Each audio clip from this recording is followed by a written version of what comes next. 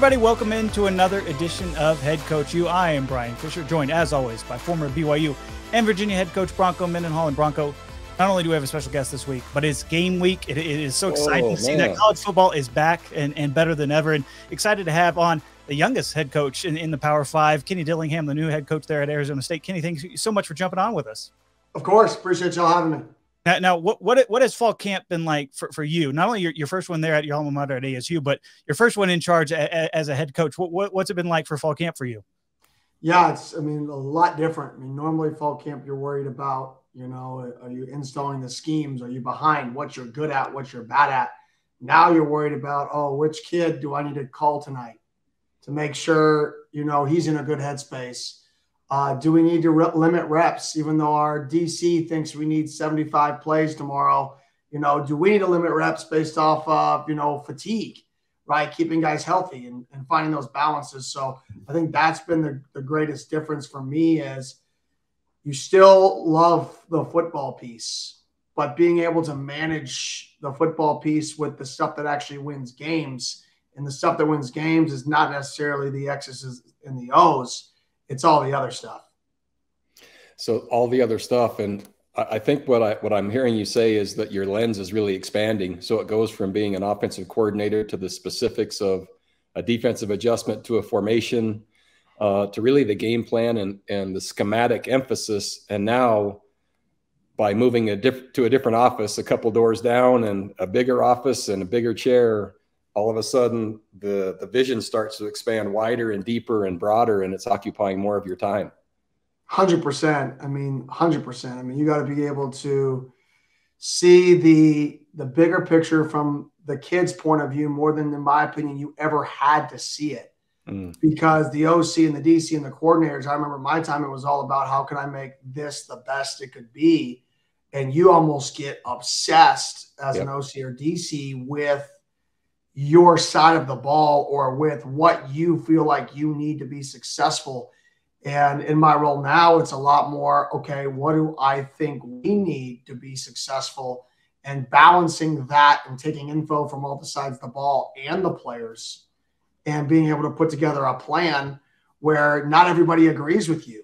And you're kind of on an island at times because either you're taking away from Peter to pay Paul and somebody's going to disagree. And can you get all those people to believe in the bigger vision, right? And trust that you're putting the team in the best position to be successful. I think that's what's made great head coaches like Coach Mendenhall. You could tell that his staff all the time had belief in his vision. I think that's what wins games. And what you're talking about, that trust, it takes time, right? And it takes results. And it takes consistency. And all of those things, unfortunately, really aren't conducive to the world of being a head coach now because you don't have much time. You have to produce results super fast. And if you're not consistent, you really don't get a chance to do it again. So there's increased pressure. And so what you're describing, and you used the word that I really, it just jumped out. You said we. And to be a great coordinator, I agree, you have to be almost obsessed to do a great job and to have your side of the ball ready. And sometimes that can be at the expense of the other side. However, the head coach's role, as you just said, you're not always liked, and it's lonely and it's isolated. And then early on, though, in your last comment, you talked about being mindful of the players. And I think now more than ever, someone has to be their voice and their advocate, and with the right boundary. And so it sounds like you're finding that space of how to manage the coordinators and the players and find the right buy-in to accomplish the right plan and your vision to move you forward. No question. One thing I learned from Gus Malzahn was one of the best things he did was he had a leadership council. Yeah. And they would meet and he would use them as the voice of the team. And I think that was something that I learned from him. That was extremely valuable, that I always knew that there were times where I felt like the team was teetering there. And that meeting that he would have, and you would see a different team that next practice. And I always couldn't figure it out until I figured out there was a leadership council. And it was always a trend that after those meetings, there was always a better practice, or the team had a different vision for what it was going to look like that day. And it was almost because they felt like they were collaborating with their head coach and they took a little more ownership. So that's something that I've tried to take some pride in, is truly listening to what they want. And then explaining why we need to do these things and trying to get them to understand the why we have to condition after practice and just show them clips. So I think, what your team believes is really defines who you are as a coach. So if your team doesn't believe in the vision, then, you have no chance. Yeah. And really promoting that vision and sharing that vision, I don't think it can ever be overdone because the outside and external forces are pulling against that. And those other voices are so prevalent that if you ever get tired of sharing your vision, someone else will share theirs in place of it, right? And when you're talking about the players, right, their involvement usually equals increased ownership. And so many times you won't agree, but even when they know they're heard, right, and that you did listen, and that there's just, as you said, their countenance, the locker room, just it becomes their team more than what it was when sometimes in camp and sometimes maybe after a tough loss, it kind of is your team. And yep. And I think that's what you're talking to. When you were considering your staff and who was going to be with you, knowing how important buy-in was going to be and belief, what were you thinking about and what criteria were you using to try to surround yourself with the right people? Number one was good people. That was criteria one. The football coach was secondary. There's a lot of good football coaches. So number one was good people. So I wanted good people. I wanted people that somebody worked with them in the past, because anybody can interview well, right? That's really easy. So I wanted somebody I knew and trusted to him come recommended from them. So a good person who came recommended, right? Who at the end of the day doesn't have an ego. Because we have to all have a shared vision. And in today's day and age of college football specifically, there's so many different agendas people can have. And to get an entire staff with one agenda, and that's just pouring into our players, is challenging. So I kept that at the forefront of what I wanted. And the scheme piece, I knew I would have to do my research. And if I wasn't, knee-jerk reaction to somebody who came up open or available, or, oh, this person has 27 years of NFL experience. If I kept all that out of the way and just watched the film for the football and trusted people I trusted with the person, I felt like we would get kind of the vision that I wanted, which was good people who are good football coaches who don't have an ego, so that we can all pour into the same vision to get to where we want to go. Yeah. And demonstrated competencies really enhances trust. And you use the word trust a lot. And when you're thinking about your players now, kind of the same question, and what players you're looking after and what qualities fit with you best, and what are you aspiring to have with you? What are you thinking about when you're adding players to your program?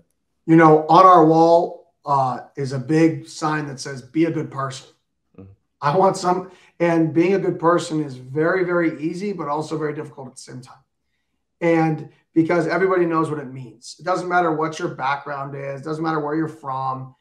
College football is a melting pot of people within a program, but everybody knows what being a good person is. Everybody knows when they're towing a line, right? And our deal is I want good people who care. That's it. If you get a lot of good people who care, once again, we will be the measure of what the standard for, are you talented enough to be on our team? But if you're not a good person that doesn't care about football, that doesn't care about people, then eventually you're going to make decisions that are actually hurting the team, regardless of how talented you are. And especially when you're not talking about we're not going to get a team of third picks in the draft. If you're going to get a team of third picks in the draft and you have 7 guys drafted in the first round, you could probably be a little more aggressive to go get high talent. But if you're not getting 7, 12, 5 stars in one class, then the character and who the person are has to be the highest measurable when you're bringing people into your program, in my opinion. And that's something that I firmly believe in. And then you got to love ball and care about football, man. You gotta love it. I say it all the time. You got to love this crap. Like, if you don't love it, you got a problem. Like, don't practice. Don't be here. Leave the meeting room if you don't want to pay attention. I'm not going to force you to pay attention. Just leave. You're not going to play anyways. So who cares? We're wasting everybody's time. Like, I want that passion in the room. When you're looking for the passion, and you're trying to, almost like a detective, look for evidence when they're playing high school football, or maybe when they're transferring, right? Or however they're going to come to you. What do you think are I don't know, when you see it, in terms of evidence on film, or maybe evidence when you're in a conversation, what are those things that you say, man, that I know that guy's going to be passionate and really love what he's doing? One is eye contact. Guys that when you talk about certain subjects, eyes light up. Right. If I'm in person, I ask, hey, we have this pressure where we bring gut cross and you get to get one-on-one with a running back and you play linebacker and their eyes light up. Okay. He can't, like, whoa, like that actually excites him sitting in a chair. Imagine what it's going to do on the field. From a character perspective, it's how you treat the people you bring on your official visit and how you treat your coaches when you're at practice, right? If you're opening the door for the person who you feel like is your loved one, whoever that is, a grandma, a grandpa, a mom, a dad, an uncle, an aunt, a mentor. If you're opening the door, if you're making sure they're taken care of, right? Well, I know I can see a little bit into who you are and how you're wired. If you're over there and you kind of ignore them for 2 days and don't ever talk to them and there's no conversation, it's like, okay. Or you do something that's, tell them to go do something for you, right? You get a little insight into how this person is wired to the people that matter to him the most. And we're never, ever going to trump that. That person they brought on their visit is probably going to be more important than me for a long time, at least 3 to 4 years. So if they treat them like that, how are they going to treat me? How are they going to treat our staff? How are they going to treat the academic advisor, right? And I think those are the two pieces that we really look at when I am watching the character, the be a good person piece, and then combining that with do they love ball, is talk about ball and just see their eyes light up. Yeah. When Brian asked you earlier about what fall camp was like as a head coach, I'll kind of fast forward a little bit now as game week is approaching. What does that seem like now as a head coach versus a coordinator, knowing there hasn't been a game yet, but just approaching the game? What changes and what differences are you seeing already? Well, I'm trying to find time to watch defense. I'm in there watching game plan and I'm watching offense and I'm becoming, my inner self because I'm in here and there's no players around. You've got 36 hours. You create a plan. Is like, all right, becoming obsessed again with the X's and the O's of the offense. I'm like, okay, I need to go watch defense. Like I cannot, and you got to pull yourself away in order to create a true, in my opinion, game plan on both sides of the ball. If I never watch defense and I don't engulf myself in that, I won't understand that this is an explosive team that plays that rotates 3 deep in wideouts. And if we get into an 80-snap game, we're in trouble. And if I don't do that, we may score some points, but we ain't going to stop them.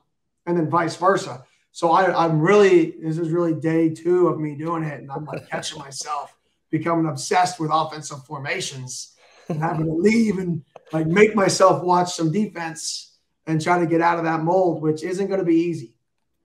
Yeah, it's tough because, right, your reputation and the success that you've achieved to this point has come by being laser focused and as you used the word obsessed on one side of the ball. And now, right, that one side of the ball is one team and that's all sides.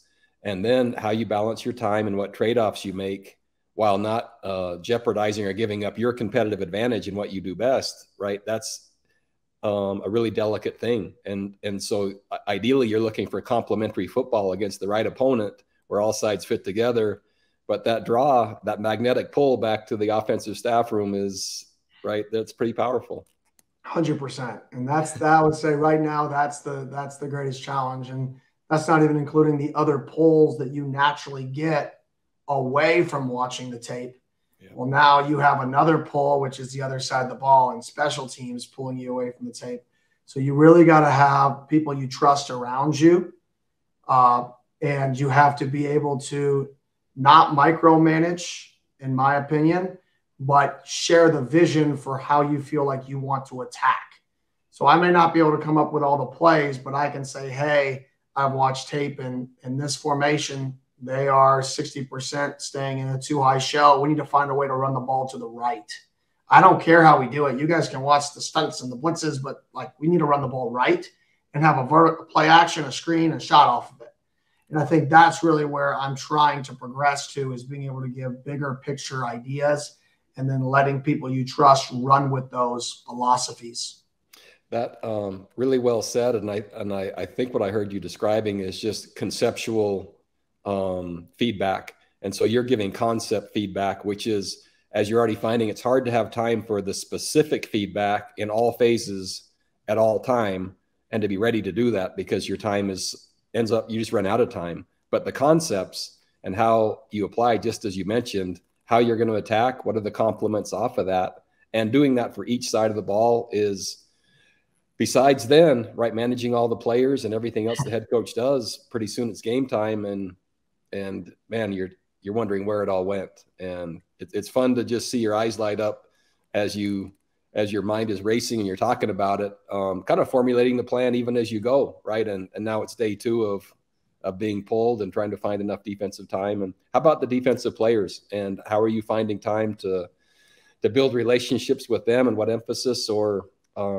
what maybe methodologies are you working on to ensure it's, because some coaches, right, and this is, if they're an offensive emphasis coach, sometimes they're not great with the defensive players. If it's a defensive emphasis coach, sometimes they're not great with the offensive players. And so I'm interested to hear how you're trying to work through that. Yeah, I mean, I've been going into defensive meetings. I haven't really gone to as many offensive meetings as defensive meetings, sitting in, giving an offensive perspective to a defensive meeting. As much as I can. I go over to the defensive side of the ball and practice during individuals, and maybe I'm over there for individual and I'm over at the offense for offensive install or offensive walkthrough. So trying to balance the times where I'm not as needed on offense, right, but I can still show presence and build those relationships on defense is really what I've been focused on. And then at the end of the day, relationships are time. Everything you do, it's a reflection of where you put your time. That's the great equalizer in life is not money. The great equalizer is time. And where you put your time is a reflection of what you think is important. And it's as simple as that. And I put my time into calling players at night, texting players. I put more time into communicating and texting and talking to our own roster than I do recruiting. And most people do that backwards. Most people, it's, recruiting one, once the players are here, they're here, right? I actually flip that mindset. And my theory is, if I treat my players so well and build such great relationships, they're going to spread the word to the recruits that, man, coach cares, coach's door is always open, and it's going to help recruiting. So it's more pour into the people that are here, pour into those guys all the time, and I think everything else take care of itself. One of the things that is challenging over time, as well as the head coach, is then your own family, and with now the seat that you're in and all of the different external forces that want your time, as you just mentioned, right? Relationship equals time, and vice versa. Wow, is that ever a challenge? And so, what's that been like for you to this point of trying to figure out the best way to ensure that family time is also included? Yeah, it's a huge challenge. To say that my time with the family hasn't decreased would be lying, especially in year 1, right? Mm-hmm. But obviously my wife loves football. That's one reason why I'm getting off this call at 11:30 is because my wife's coming up here at noon, and she's bringing my little 1.5-year-old, and we're going to eat lunch. That's the best reason you could have mentioned right there. Yeah. So, I've got that. She tries to bring him to practice. We've got a system. Tuesday practices, she's coming. Little one's going to stay with a family member. Wednesday practice, she's bringing him so I can see him. Thursdays, I'll be home at night, right? So Sundays, I'll be there. So we're doing our best and she's putting together the best plan and sacrificing her time to understand that my time is so few and far between that stealing 30 minutes of time or 15 minutes of time is essential, not just for me to be around the family, but for my own sanity, right? You need that time. You need to get away. And usually the only thing that gets me away is truly family around is the only thing that can turn my mind off of football. So it's healthy for everybody. I really like the intentionality of the approach, because that clearly is most important. But without a plan, without a schedule, and without intentionally following that, wow, is that easy for it to fade? And that's in anything. And so that you've intentionally built it in, and it's scheduled, and it's sequential, it won't ever equal out in terms of amount of time, but just the symbolic nature of building that into the middle of the week, especially in the football season. I always found that to be just symbolically the most important thing I could have shared with my wife, how much I cared, is it's Wednesday and our date is 12 to 1:30, right? In game week. And there's no way you could say that there's anything maybe more important than put it right in the middle of like and it always works out. It really does when you do it that way. And so what a cool plan that you're already on your way with.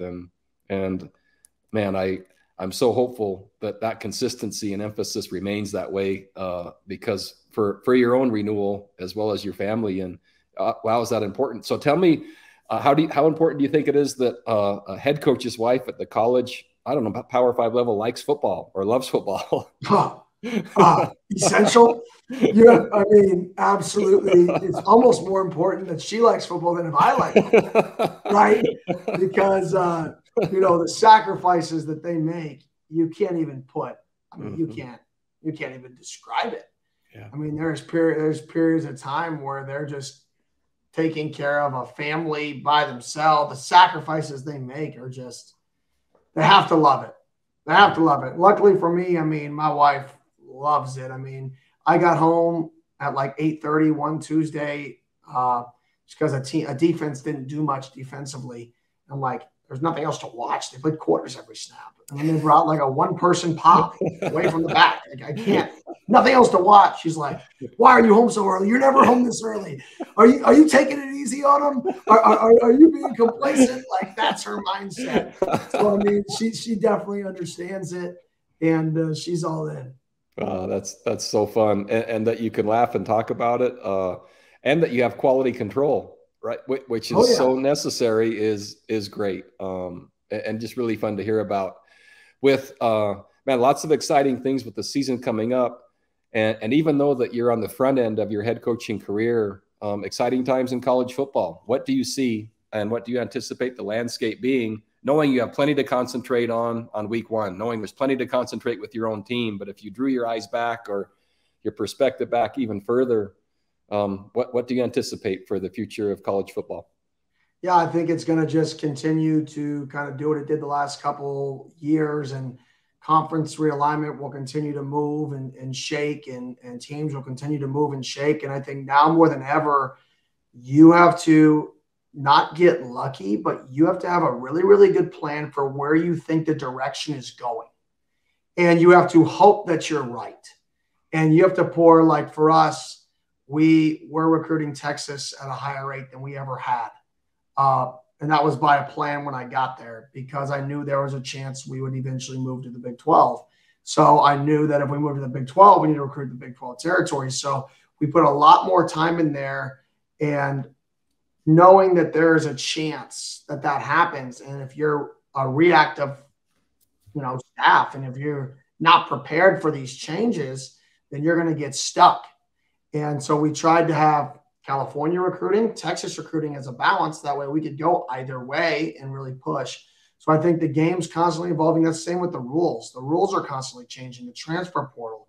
And I think you have to see the trends of what's happening out there and be on top of it. That's one thing Lincoln Riley had done a phenomenal job was he signed a whole bunch of transfers before they came out that the next year you were going to have over 25 in a signing limit. Well, if they never changed that rule, 3 years from now, he may have a roster of 47 dudes because they were upperclassmen.